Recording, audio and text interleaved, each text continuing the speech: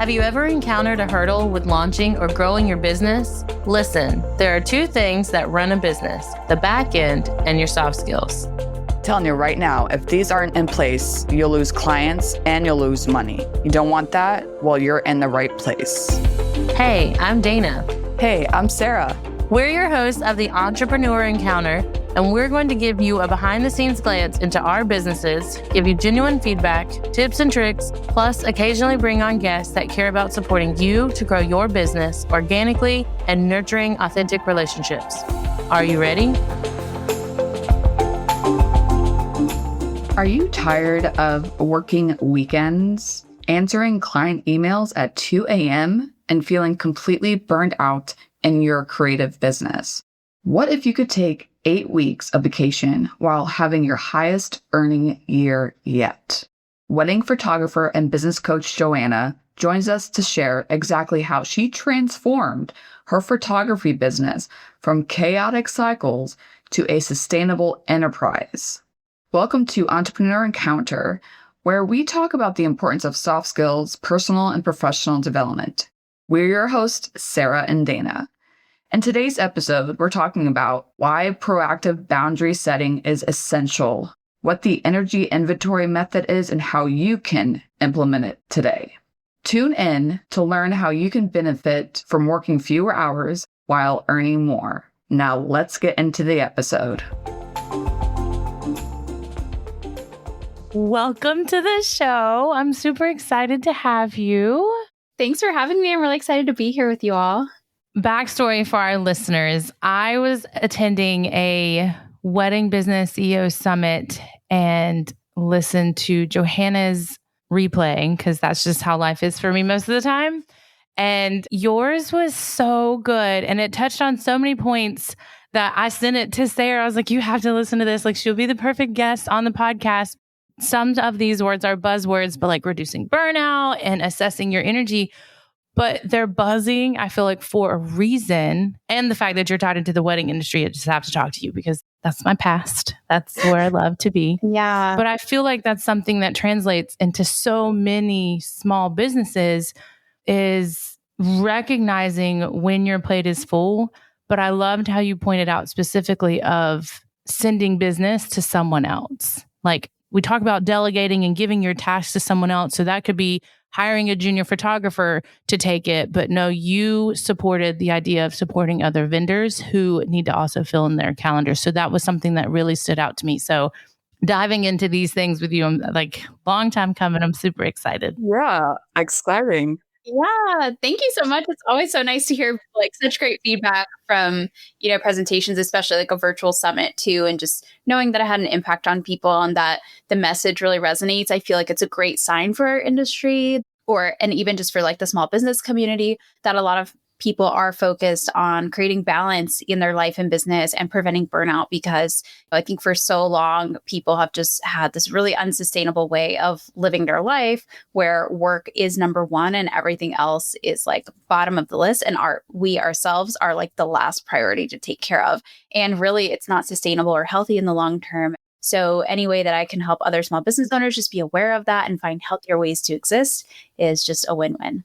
Can we take a step back and just learn more about your journey as a photographer and business coach, and then how you are currently helping them build sustainable businesses? Absolutely. So I love sharing my story because I feel like it's very relatable to a lot of business owners. I was a full-time teacher at a public high school for 8 years. And while I was a teacher, I got a nice camera as a gift for Christmas one year. And I started taking pictures of, mostly traveling. But then some friends started to ask me, as like most photographers do, they start taking a few pictures for people and then things grow from there. So it started as a side hustle in 2018. And within a few years, I was already getting fully booked for the year. And I was at a great point of being fully booked. But I also had a full-time career. So that inevitably led to a period of extreme burnout. This coincided with the pandemic. And my mental health was at its worst. I was busy every second of every day. If I wasn't teaching, I was grading papers. If I wasn't grading papers, I was taking people's photos. If I wasn't taking people's photos, I was editing the photos. I was not a great partner in my relationship during that time because I had nothing to give. Like I would literally crash out on the couch. And like, if I was lucky, I would have time to like take a shower and go to bed. Like, it was not good. I would wake up in the morning just like dreading getting up for work. I wasn't feeling fulfilled in my teaching career. The compensation was definitely a big part of that. So I was burned out probably for way longer than I realized. And I actually started manifesting as physical symptoms of anxiety. I was having chest pain on my left side and I was really scared of that. So I went to the doctor and they were like, we think that you have anxiety. And I was like, oh, okay, makes sense, which was good to know. But I was like, I have to mitigate this somehow. I have to find ways to like take care of myself because this could lead to something really scary. So that was kind of a wake up call for me that I needed to do less. I needed to step back. I needed to reevaluate my choices. That ended up in me leaving my full-time career of 8 years in 2021 after the school year ended. It was a big leap for me, but in that first year that I went full-time, I beat my teacher salary with a master's degree. And it was a really exciting feeling for me of knowing that my potential was greater than what I was currently operating at. But after that, when I started getting into full-time photography, I noticed that the same people in the photography industry every single year around the fall were doing the same things. Like they were super busy. They were taking on more than they could handle.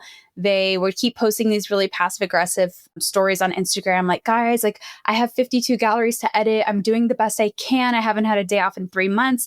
Like, I need you to be patient with me. And I kind of just noticed like the same thing happening every year with the same people. And I was like, it kind of seems like this is a choice. Like you are taking on these clients and then you're getting stressed out about it because you took on more than you can handle. So I realized that this was kind of like a cycle of burnout. And I recognized that from my own habits as well. So I'm not just calling out other people, but like I did that as well for a time. That's when I got really curious about how to be a business owner without existing in a space of burnout, like 24/7 or in the busy season. Like we have this huge like roller coaster of busy season, slow season with weddings and with photography that is just really unhealthy. So I was like, well, what if there was a way to just have the same amount of clients every month throughout the year and not have to have these extreme highs and lows, where you can have a healthy workload and not have like 4 months of the year where you don't see your family and you don't sleep, you know? People offering like mini sessions in the busiest time of the year, it doesn't make sense. So I decided to like delve into the education side of things. So first I wanted to create like an online course. Then in the past year, I started getting into coaching as well to help other business owners really just like find ways to create more time for their life and like more space for them outside of their business, because that's something that I know I struggled with. I didn't know like how to do it. There weren't a lot of resources. Now there are a lot more people who are educating about preventing burnout. But the thing that I like to tell people is burnout is like a hangover. You can't cure it once you're in it. You literally just have to get through it the best way that you can, but you can prevent it. And if you prevent it, then you can continue going at a sustainable pace. You don't have these extreme highs and lows. You have a more like balanced business throughout the year. And that is really important to pursue. I think it's really worth pursuing so that you can continue to do what you love for a long time. Yeah, because if you're burnt out and you don't do that, then you're going to just want to throw in the towel. But when you start a business, you started it for a reason. You have your story and all those things. I've been there too. Most of us have been there. Like when we feel burnt out, we don't want to do anything anymore. And then you get into your head and then it's like this cycle of toxicity in your brain. Then you have to have conversations with people, right? So like if you're feeling like you're in that spiral, have those conversations and see what you can be educated on and figure out a way, because if not, you're going to end up going to the doctor and figuring out that you have something wrong. There was a statistic, I think it was 46%. This was a couple years ago, so I don't know what it is now. 46% of people were going to the doctor and realizing it was because it was stress related in their work, in their life, and realizing that when you're stressed, now it's affecting everything else in your body and then externally as well in your personal life. Yeah. So we got to definitely get a handle on that and have those conversations with you or whomever is out there to have those.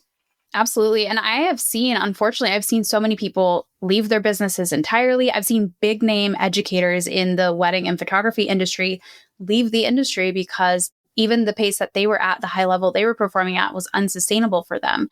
The crazy thing is that entrepreneurs, especially solopreneurs, we're especially susceptible to burnout because some of the symptoms that start to manifest, you start to feel like really isolated from your peers, which a lot of us already work alone. You feel like you're in this by yourself, like you already have like a really high drive to perform. And doing that at an unsustainable pace is just like really detrimental to your mental health. And like, there's just so many factors that solopreneurs are really susceptible to burnout. And unfortunately, once a lot of people realize they're in it, you've been in it for a while. Mm-hmm. There was a podcast I heard where they said basically like the way to kind of relieve yourself from the burnout is to take 6 to 8 weeks away from the thing that is burning you out, which is usually work. Most of us can't afford to do that, especially if you're in the midst of your busy season. You can't. Absolutely not. Yeah. That's why like I'm such a big advocate for preventing burnout because it's like a hangover, right? Once you're hungover, you got to suffer through that. However, you can try all the things, but it's got to pass eventually, but you have to wait for it to pass. And so same thing with burnout. You can't really cure it once you're in it unless you take a really long like sabbatical away from it. And most of us just can't afford to do that in this day and age. But you can take really small steps in your everyday life to prevent burnout. And that's what I want people to know is like, you don't even have to do these huge changes in your life. You can start really small and start to work up to a healthier work-life balance. I am the queen of saying small steps, baby steps, something just to like train your brain of a new way of life or a new system. Like you have to work out the kinks of it and figure out if it is actually going to help you. When I first launched my business in 2020, I was working full time. I was a single mom. So I was doing stuff in the car line after I dropped kids off. But before I had to really start working, after I put the kids to bed, like I stayed busy. And I feel like not just myself, I am going to call myself out here, but others as well. Like it's almost a badge of honor of, oh, look how busy I am.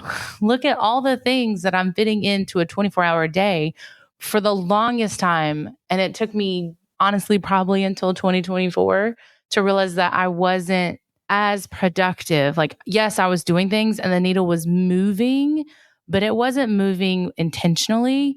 And it definitely wasn't moving in a way that I could step away and my business wouldn't catch on fire. Like it all relied on me.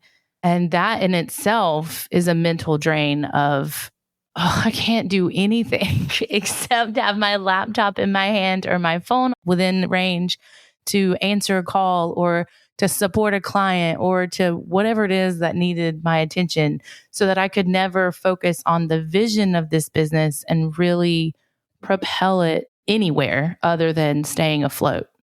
Yeah. And that's a scary place to be, honestly. And that's how so many business owners are. It's like you feel literally trapped by your business. You can't take a vacation. You can't take a day off, even just without thinking about work. Most people probably that own a business going on vacation take some form of work with them, whether it's their laptop or checking emails or editing on vacation. Like I've seen stories of people like editing on the plane or in their car on their road trip. And I'm just like, that's not a vacation. Like I understand, if you got to make it through, you got to do those things sometimes, but there are other ways of existing. You don't have to do everything by yourself. You don't have to be taking on this many clients. You got to have some healthy boundaries around your time. And I always tell people be fiercely protective of your personal time because there's truly no career in the world that is worth sacrificing your mental health, giving up all of your free time, like moments with your family, moments in your life that you'll never get back. Like there's no career in the world that's worth that. So you have to find that balance for you. Yeah, I would rather have the healthy mind and body and all that stuff than thousands and thousands of dollars. Like, you know what I mean? Like, of course, I want to have a healthy client roster so that I'm feeling comfortable with the income that I'm making. But if I'm struggling mentally and physically, then it doesn't matter. Like, I would rather have less money and higher energy than burnout. I don't want that. Yeah. And the thing is that if you do work on creating a sustainable business, you can actually have both. Like I have worked at that point in my business. Like it took little by little. Like first I kind of had to learn how to be a great boss to myself and give myself days off and have like a healthier workload. Then I could figure out how to like raise my prices. And throughout the past 4 or 5 years that I've been full time, I have been able to work up to getting more free time and making more money. And it's been like this beautiful journey. last year I took 8 weeks off of vacation and I had my highest earning year yet. And I was like, wow, like this is so cool. This is possible. That's awesome. Obviously, it took a little bit of time to like find the specific ways I could get there. And instead of having these extreme highs and lows with my income, extreme highs and lows with being super busy and super slow, now I have this kind of like steady pace that I can keep up consistently throughout the year. And it feels good. And when I take a vacation, I can disconnect from work and not think about it at all.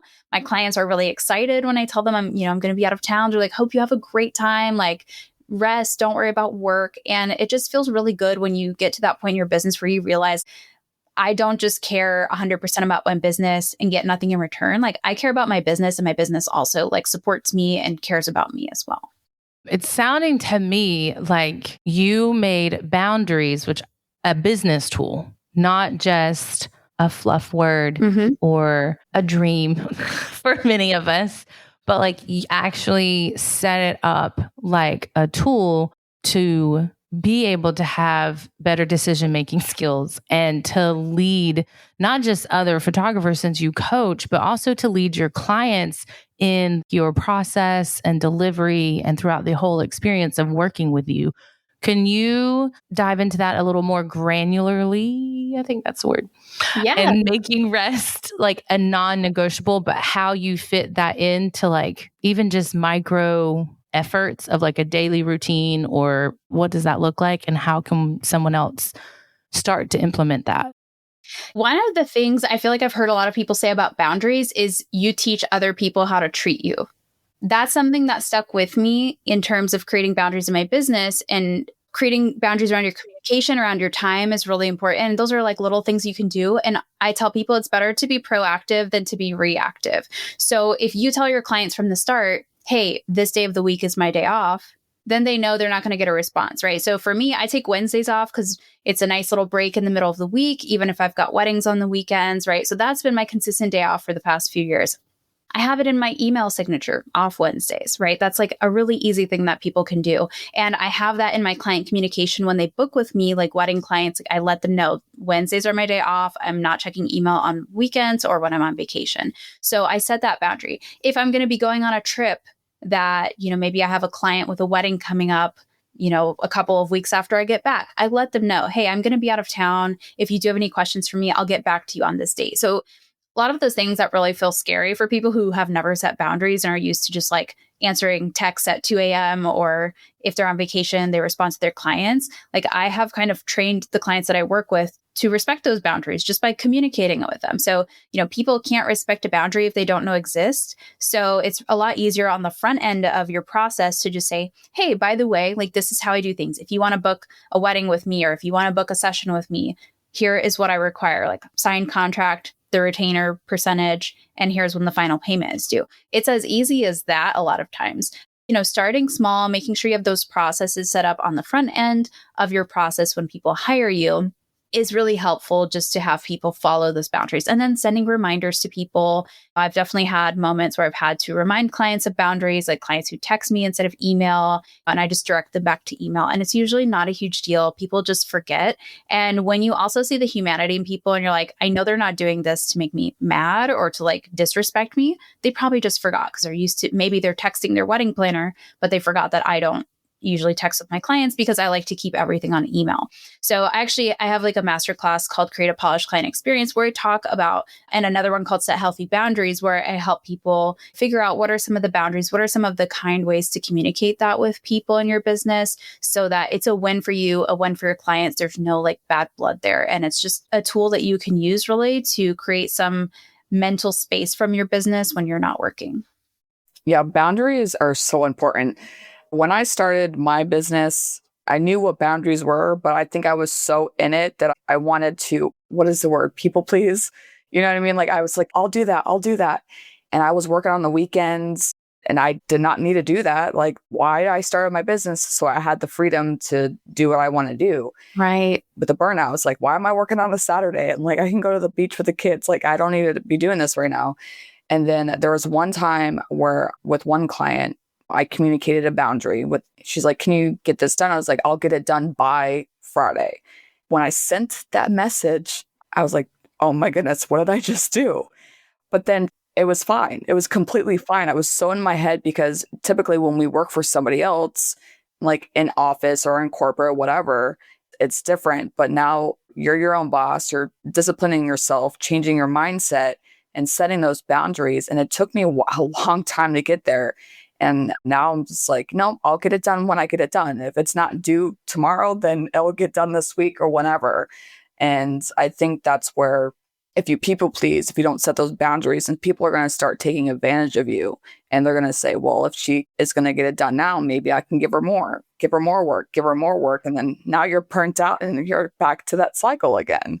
Ooh, yeah. And I think so many business owners can relate to what you just said. There's always been a time in our business where like somebody asks for something that maybe is beyond what we offer or outside of our hours or outside of our boundaries. And we're like, okay, I'll just do it just this once.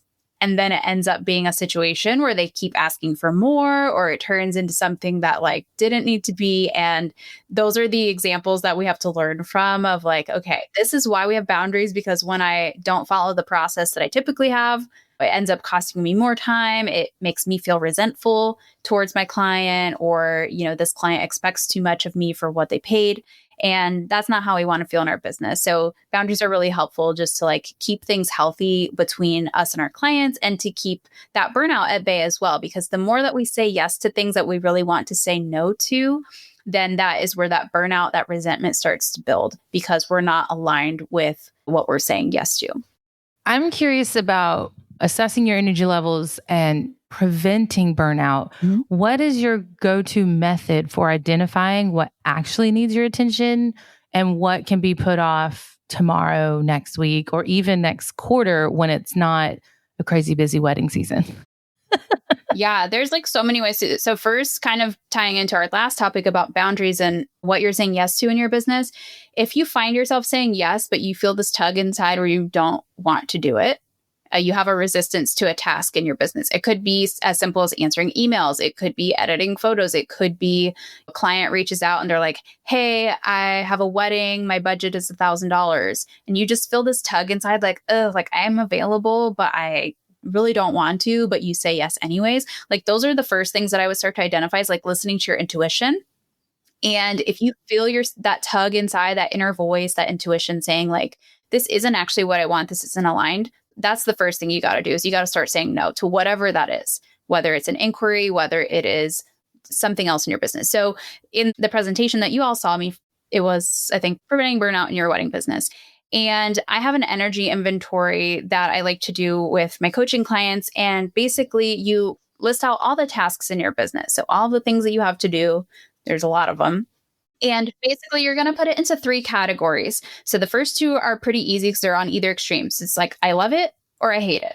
So just literally going through, answering emails, sending contracts, doing this type of client work, doing this type of client work. Like there's so many tasks that we do, social media, blogging, Pinterest, anything that you do in your business. So listing it as I love it or I hate it.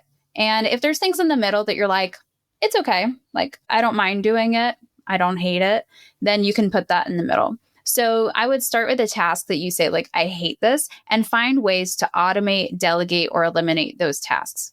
So if you hate answering emails, like, can you create workflows where you don't have to answer as many emails? If you're a photographer and editing is the most time consuming thing that a photographer can do, can you outsource your editing? If you want to blog, it's important for your business, but you are not a writer or you just don't have the time in your business to blog, can you hire somebody with a done-for-you blogging service, right? There's so many ways, especially in today's day and age, there's so many service providers, there are so many resources that you can use to do these things for you where you don't have to do them all manually. So once you start to outsource the tasks that you truly hate doing, you free up time and energy to do the things that you love more. And the things that are kind of in the middle, you can find out, are there more efficient ways to be doing these things? Could I delegate this to somebody else? Because a lot of times those tasks that we hate, somebody else out there loves. So I was talking to Sarah before we start recording. She's like, I'm a business manager. I do all the things that other people hate doing in their business, but you love doing those things. And if I tried to do, whatever it is that you do, all the many different skills that you have, it probably would take me hours and hours longer than it would take you. You could do it faster. You enjoy doing it. It would cost me time and energy and skill that I don't have. Like I'd have to teach myself how to do it. So there's so many people in their businesses who are wasting time, wasting energy, wasting money, doing something that they don't know how to do or that they don't enjoy doing, when they could pay somebody a fraction of the cost who can do it in twice as fast, like get it done and free up their energy to do more things that they love. So that's kind of what I always recommend, is like just making an inventory of what it is that you do, what can you start outsourcing, and free up your time for more things that you love.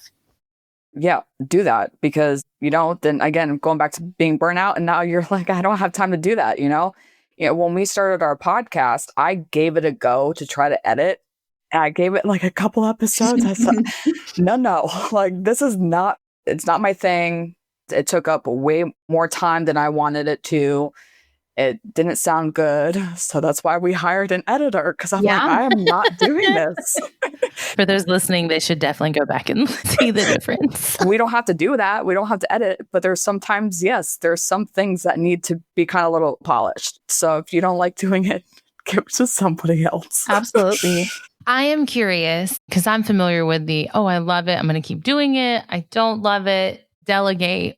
Do you utilize any AI tools or anything that help you? Because sometimes, especially early stage entrepreneurs, like most of the ones that we talk to, they don't have the funds to delegate yet. So do you have tools, or are you comfortable suggesting AI tools to help them write that blog, or to not completely take over social media, but to help brainstorm content so that they can get it done without burnout?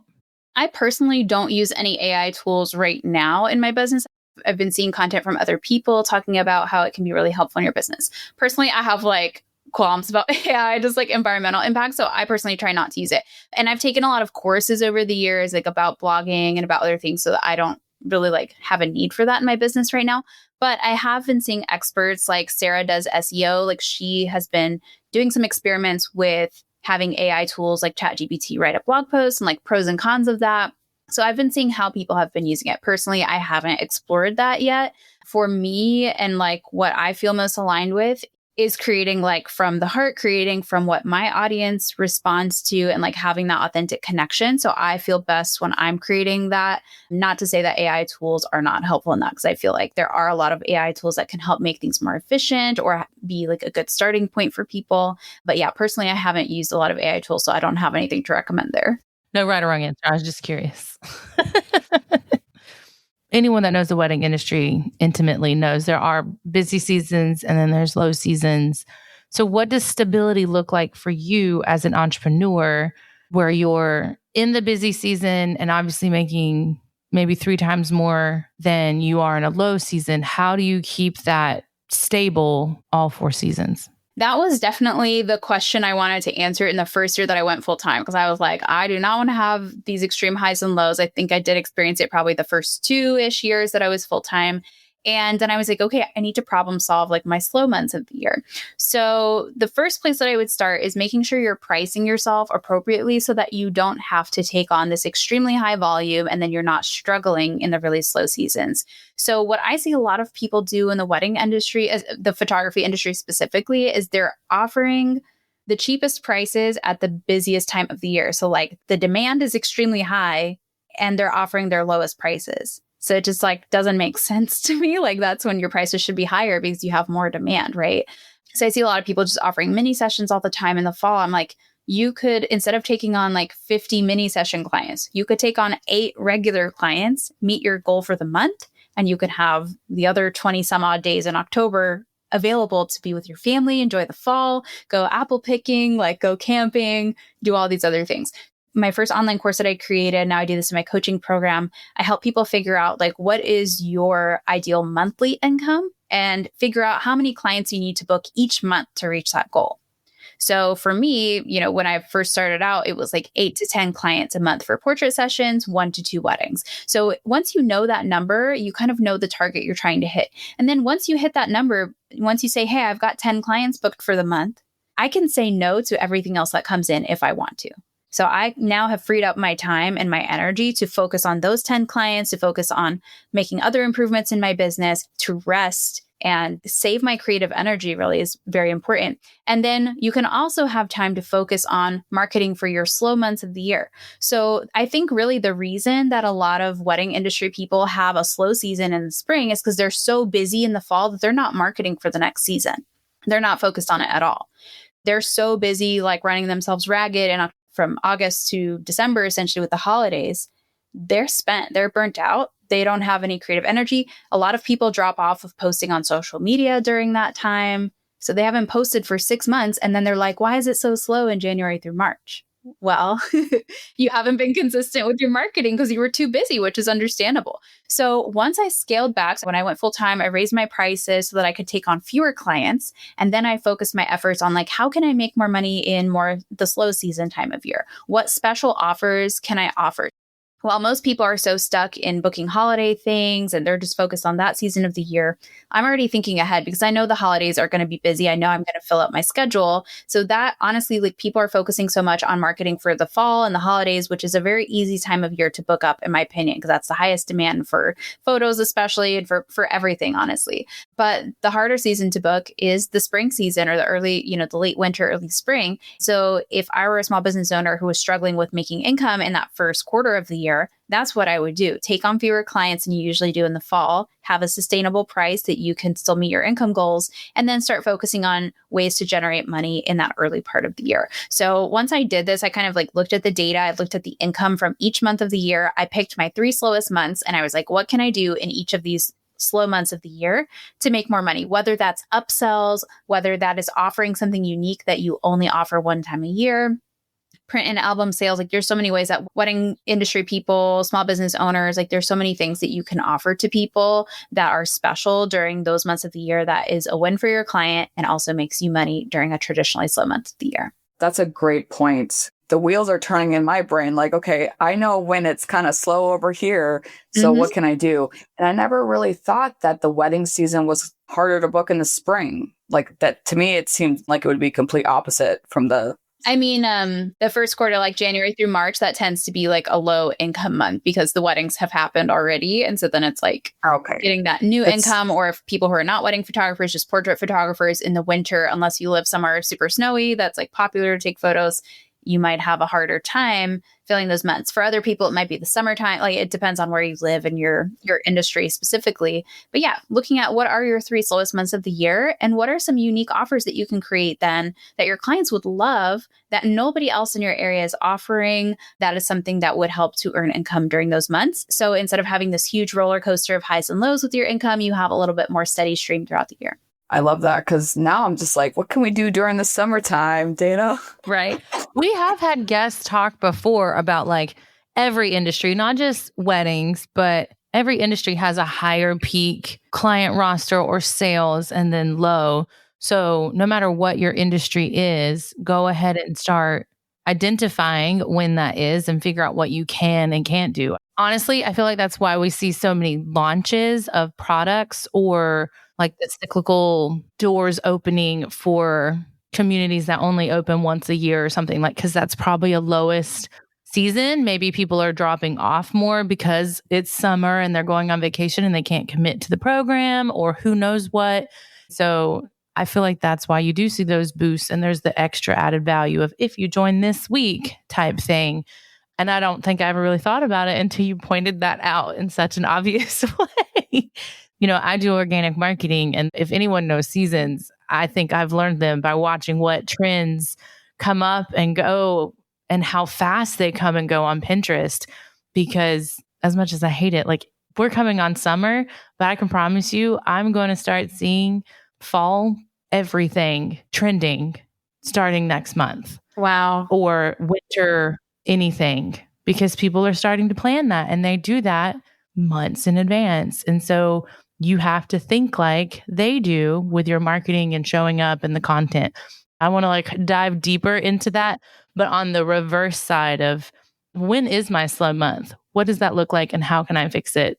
Especially since I'm now in that process of setting up my operating systems, doing the steps that you mentioned of what do I love? What do I hate? What do I need to stop doing? But this is really the first time I've been able to do it. So I'm excited to dive into it. I'm sure other people are like, never. But I'm excited. We will give like a follow-up, I'm sure, in some other episode. That would be great to hear. Yeah, what you end up doing. And honestly, like my biggest recommendation for where to start with that is find a way to offer something additional to your current or past clients. So for people in the wedding industry, right, I'll just keep using the example of photographers. For photographers, if you have already served a client, their wedding happened in the fall, well, guess what? January through March, when you've got nothing better to do, why don't you offer them an album upsell if they didn't get an album initially? You could do a print sale. If you've got weddings coming up for the year that haven't happened yet, you can offer add-ons to their coverage, rehearsal dinner. You can offer a boudoir session. Like there's so many ways that you can literally find ways with your current clients or your past clients to serve them. You know, Dana, for you with Pinterest Done For You services, maybe you reach back out to some of your past clients and say like, hey, is there something specific that you're planning to launch in the next season? Let's go ahead and start talking about it now and offer them like, you know, maybe just for your past clients, you have a special that you only have 5 spots available, but it's like a very done for you service. It's like very high end. It's specifically for those people. So, you know, finding ways to make your past clients feel really special with that and also a way to pad your income is always like a fun project to have. That's a good idea. So I feel like we could just keep going. Really? So for those that are listening and are curious about how to work with you, how to learn from you, what's the best way to connect online, offline, and anything in between? Love to connect with other business owners. I love, especially when people are like, yes, I want more balance in my life. I want more balance in my business. I want to work smarter, not harder. So if you are one of those people, come find me. On Instagram, you can follow me at Your Coach Johanna. And I have a bunch of online resources. I have a freebie to help you get more eyes on your business. I have a group coaching program called Momentum, which is kind of like what we talked about at the top of the episode, Dana, of like taking small actions in your business that have really big results over time. So I love helping small business owners develop positive habits, like using strategy in their business, creating systems, and like creating balance overall in their businesses. So I love working with other entrepreneurs who are just trying to find that balance, trying to find ways to create more space for themselves in their life. And so you can find more info about that on my Instagram. And I also have a visibility intensive to help small business owners get more eyes on their business. So if you feel like you are not getting the results that you want in terms of engagement, in terms of like people reaching out to you or people hiring you, this is definitely something I would recommend for anybody who's like, I want to get more people to find my business. And I can help you with your SEO, with your social media, finding the gaps in your messaging.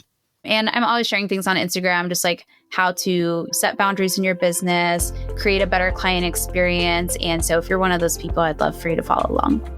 That's amazing. Well, thank you so much. This was such a great conversation. As always, all of our information is going to be in the show notes. Until next time. Bye. Bye. Bye.